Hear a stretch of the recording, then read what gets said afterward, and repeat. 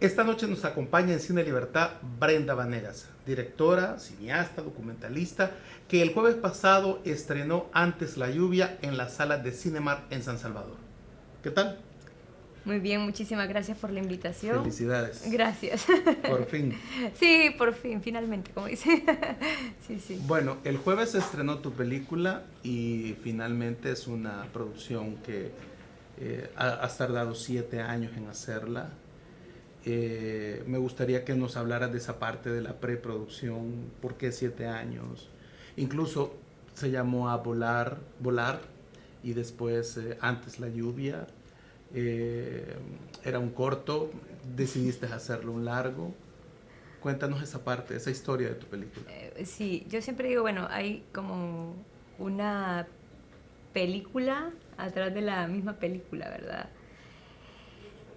Bueno, partamos de que lo que decías, cuando surgieron los fondos Pixels que daba la oportunidad a, pues cineastas, directores, productores, eh, actores, etcétera, que quisieran realizar su proyecto, nosotros decidimos aplicar y yo pues tenía como en realidad una intención de trabajar un proyecto documental.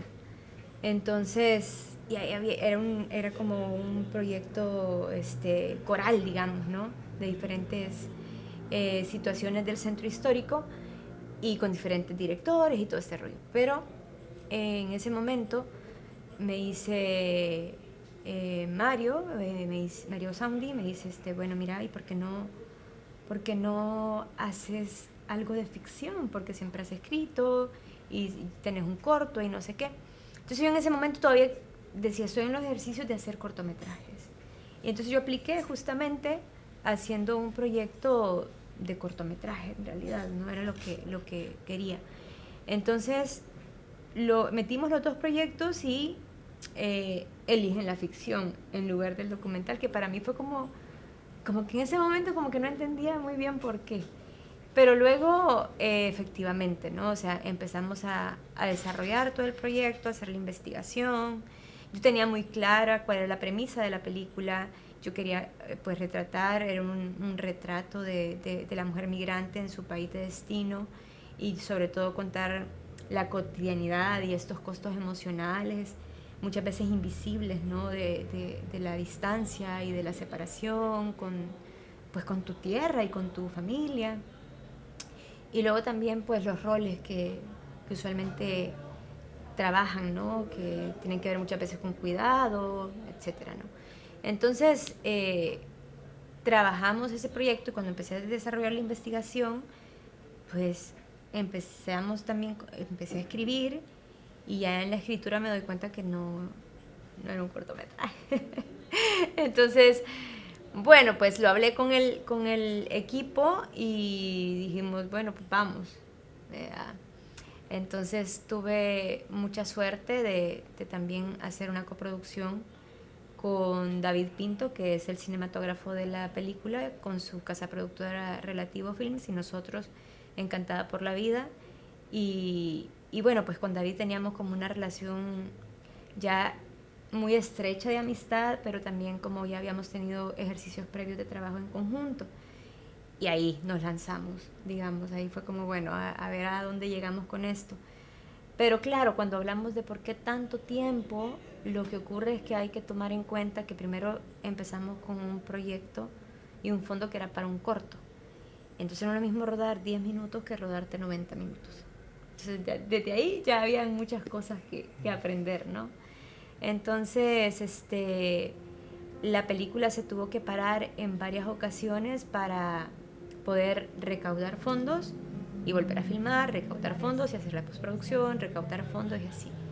Y pues una de las cosas que la historia de hacer esta película, que a mí me parece que es de las cosas chulas que pasaron, fue que de repente dijimos, bueno, hagamos un crowdfunding, ¿no? O sea, hagamos una búsqueda de fondos así colectiva en redes sociales.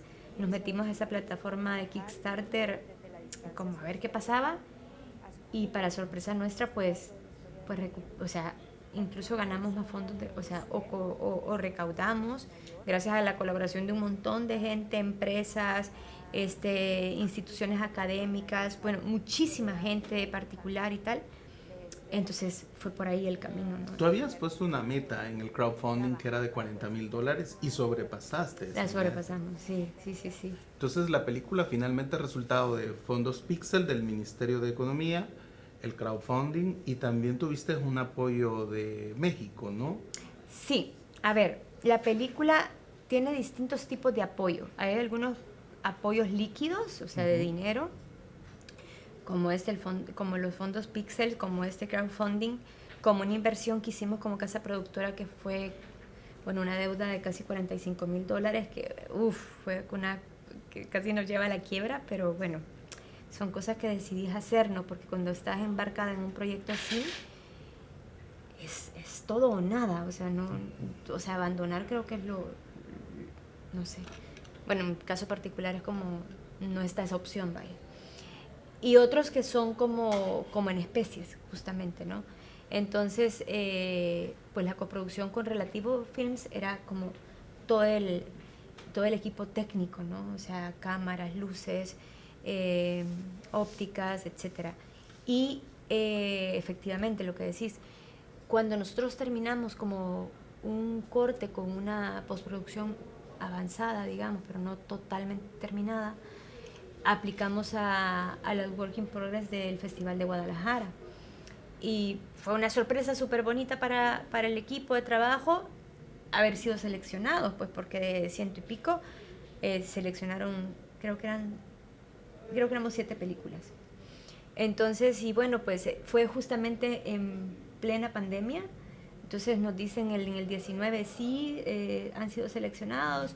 Nosotros el 20, qué chivo, vamos para allá.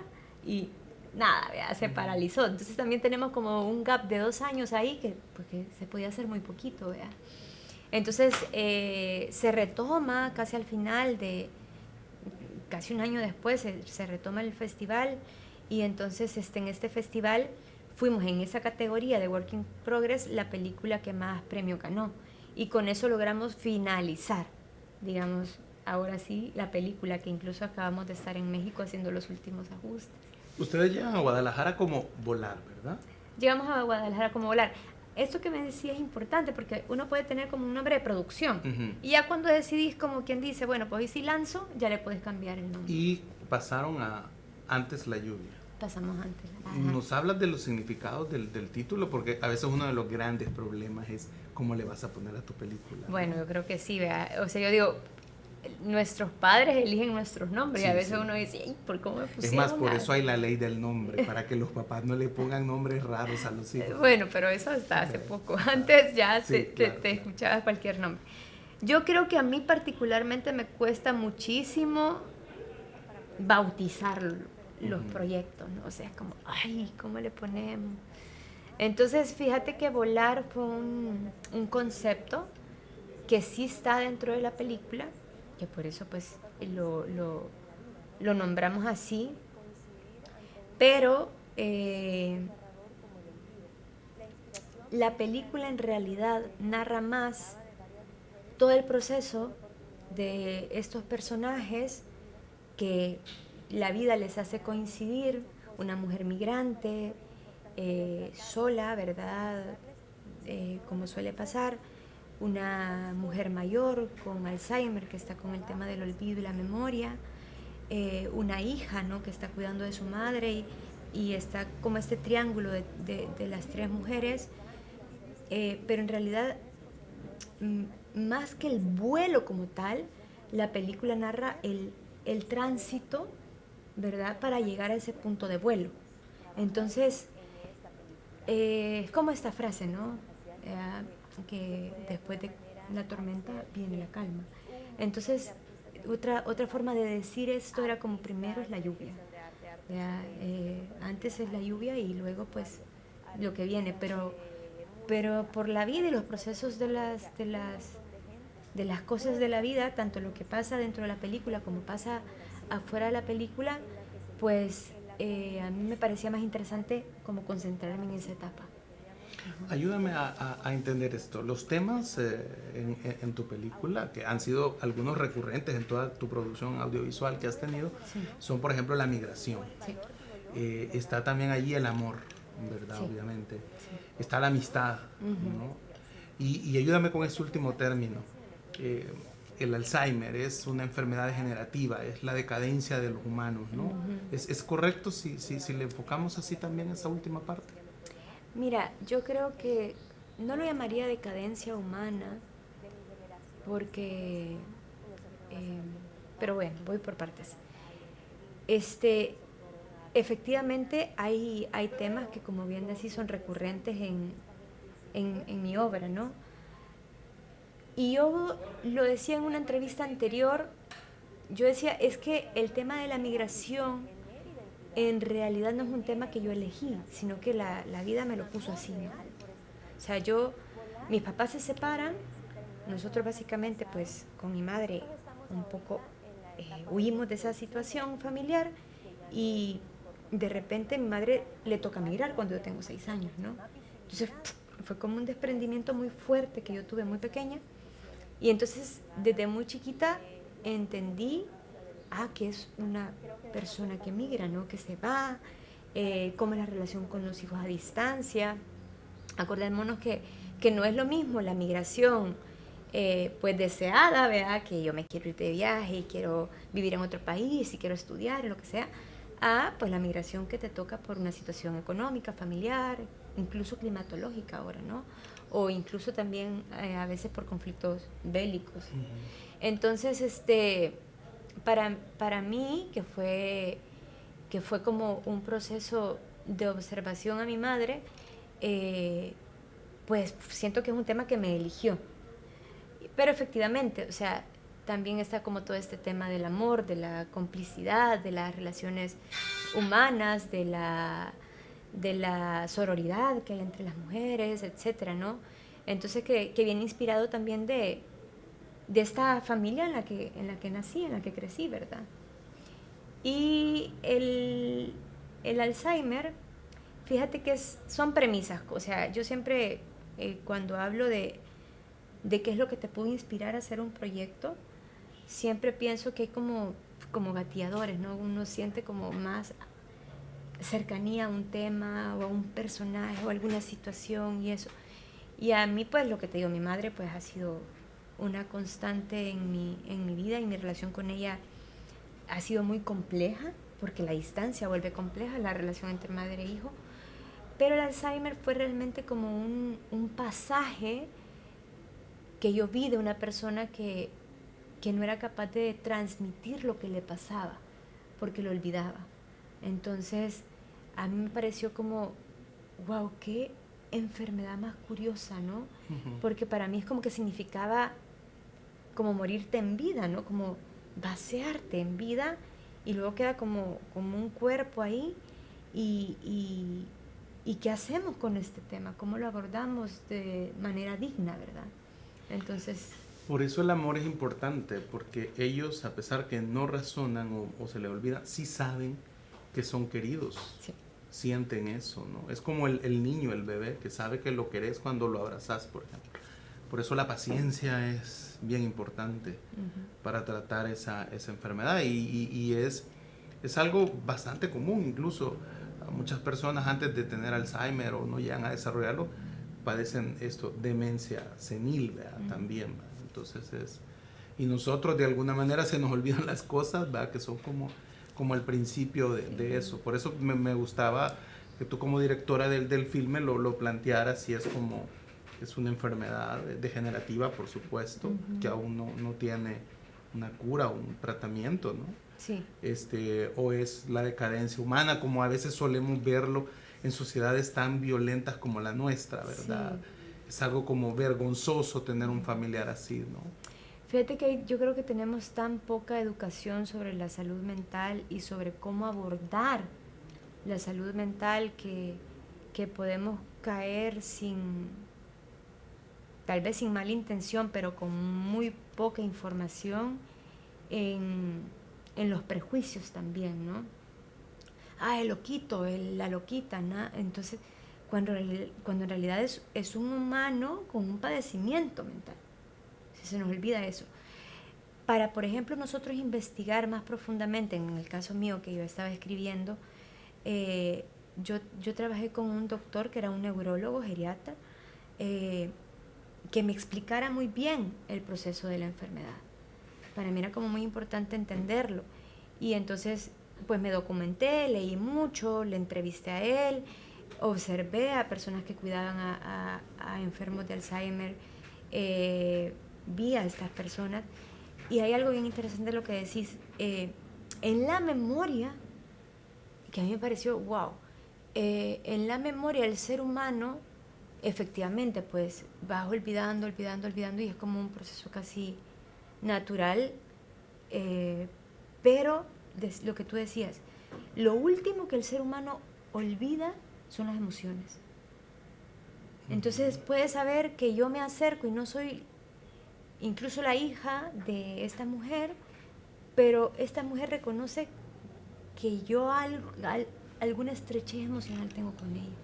Entonces a mí eso me pareció una super lección, ¿no? O sea, porque yo digo, pues al final es que somos una emoción también, ¿verdad?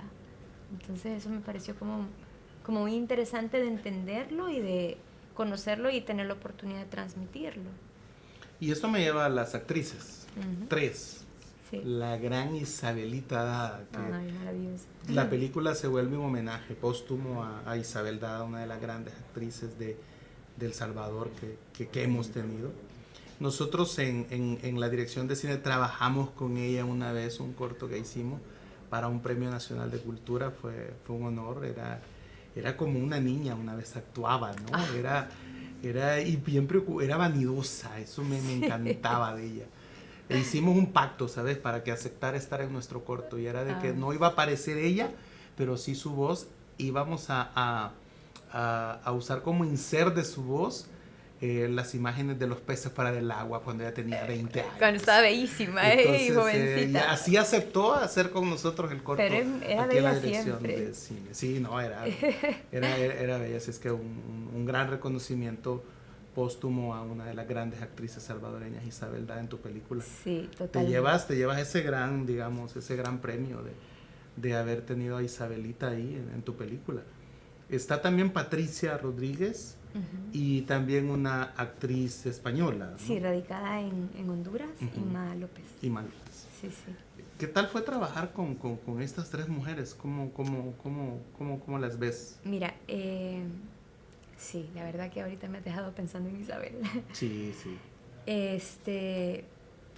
Pues Isabel, como bien la describías, es que es un regalo. Uh-huh. O sea, por donde se le vea y se le conozca a Isabel, es un ser como un regalito, ¿no? O sea, tenía sus particularidades, lo que tú decís, era como, ella le encantaba estar, si vos decías, era chistosa, pero me decía, vaya mamita, me decía, entonces usted va a venir a las 4 de la tarde, uh-huh, entonces yo me voy a levantar a las 11 de la mañana porque no le gustaba madrugar, y me van a venir a arreglar a la 1, y entonces yo a las 3:30 le aviso para decirle si estoy ya listo. Era divina. Entonces ya a las 4 estaba ya hermosísima, y entonces ya nos tomábamos un té. De repente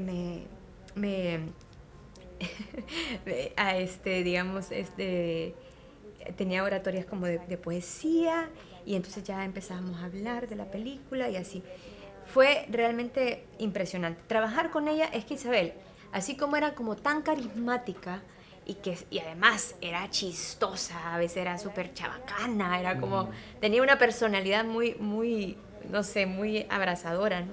Entonces, pero a la hora de trabajar era muy profesional. O sea, era una cosa impresionante. Se sabía muy bien sus líneas, sus textos, las intenciones, trabajaba la mirada, trabajaba cómo separar su personalidad y quién era Isabel y quién era Esther en este caso.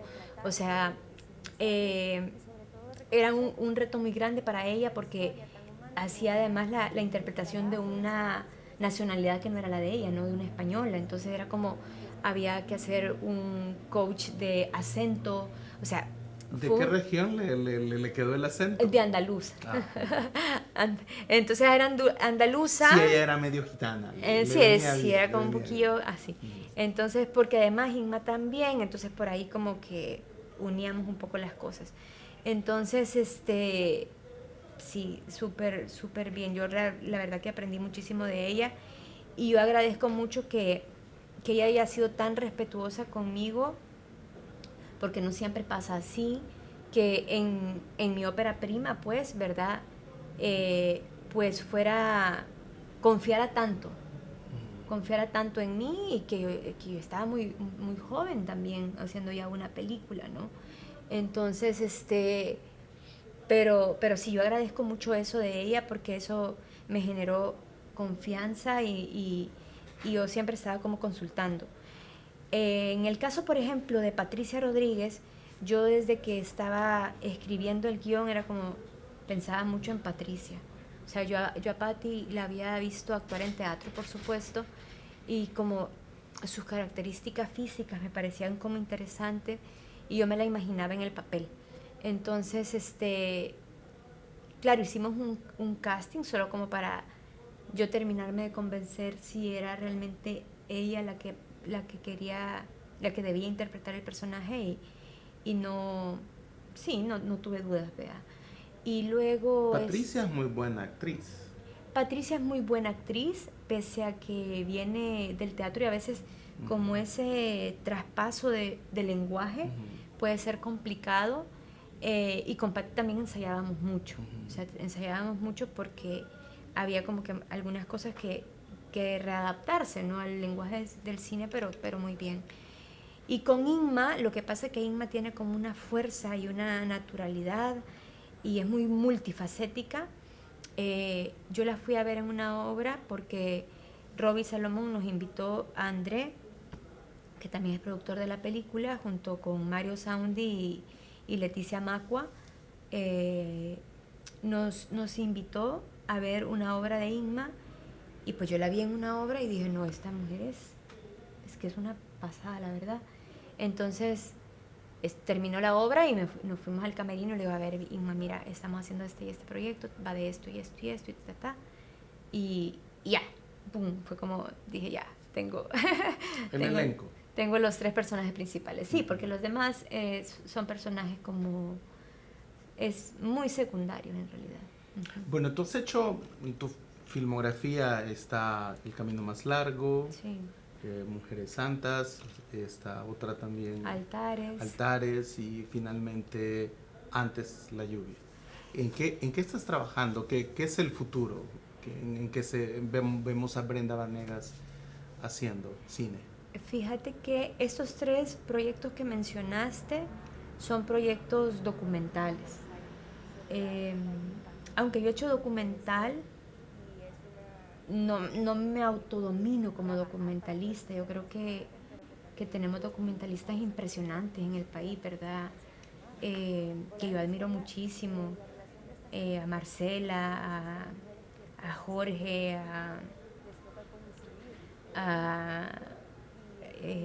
¿cómo se llama esta chica? Se me acaba de olvidar. A la chica Viñao, ¿cómo se llama? Española, sí, la que ha hecho a Marlene. Marlene Viñano. A Marlene, que me parece a mí fabulosísima.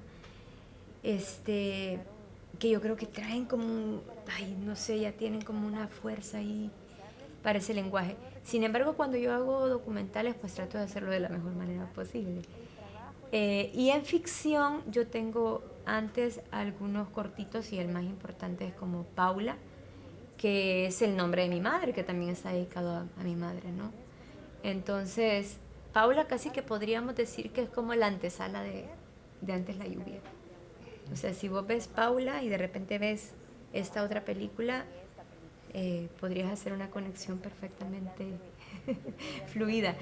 Y ahora, pues, nosotros ya como equipo de trabajo rodamos una película que va sobre la infancia en la ruralidad, porque a mí me encanta la ruralidad, me encanta el campo, me parece fascinante la infancia en el campo, pero también me parece muy bestia, ¿no?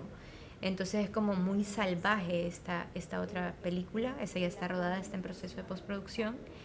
Y el nombre de producción es Las cartas de Lucía. Y la tercera película es una que estoy comenzando a escribir, que se llama Las locas de la Praviana. Y Las locas de la Praviana pues va de una masacre que nunca se oficializó como un evento en junio de 1980, ¿verdad? Uh-huh. Es correcto. Ajá, que nunca pues se determinó, pero que Se sabe que fueron los escuadrones de la muerte. Sí, que se sabe que ahí hubo un tema súper durísimo. Uh-huh. Y entonces fue un tema que yo conocí hace varios años y también como he estado muy tema de los derechos humanos LGBTI uh-huh. y de la memoria histórica de esto que algunos como Amate pues están intentando recabar y tal, pues entonces la tercera película va de eso también, va de esta temática justamente. ¿Le ves futuro al cine en El Salvador? Yo sí le veo futuro. O sea, yo ni siquiera creo que me pongo a pensar si le veo futuro o no a las cosas. Uh-huh. Lo hablábamos antes de empezar, ¿no? O sea, yo voy un poco sin tantas perspectivas. O sea, yo voy ahí trabajando, creando y haciendo, ¿no? Y creo que eso pues va a ir vanando, ¿verdad? Va tejiendo y de repente pues, lo que te digo, de repente 7 años después, nosotros como casa productora podemos decir, estamos estrenando una película, estamos en un work in progress de la otra y estamos escribiendo la tercera. Tu película va a estar hasta el próximo jueves. A ver, en las salas de Cinemark. Sí, a ver, la película va a estar hasta que la gente deje de ir al cine, ¿no? Entonces, la idea es que puedan continuar yendo al cine, puedan también, pues ahí, si les gusta la película, compartir su experiencia de haber visto esta película que representa, pues, un esfuerzo de muchísimo tiempo y un esfuerzo de casi 50 artistas nacionales, entre músicos, actores, actrices, directores de fotografía, de sonido, editores, artistas de vestuario, etcétera. O sea, hay mucha gente que está representada en ese filme. Entonces, sí, la idea es que empezamos con una semana, del jueves pasado a este jueves, y si la demanda continúa, pues se va a seguir manteniendo en las salas de cine, que es lo que esperamos, ¿verdad? Estará en Cinemark La Gran Vía y Cinemark Metrocentro. Sí, en los horarios de 5 de la tarde y 7 de la noche. Bueno, un gusto haberte tenido en Cine Libertad y espero que nos acompañes nuevamente. Qué placer, pues sí, ojalá que sí podamos volver. Muchas gracias.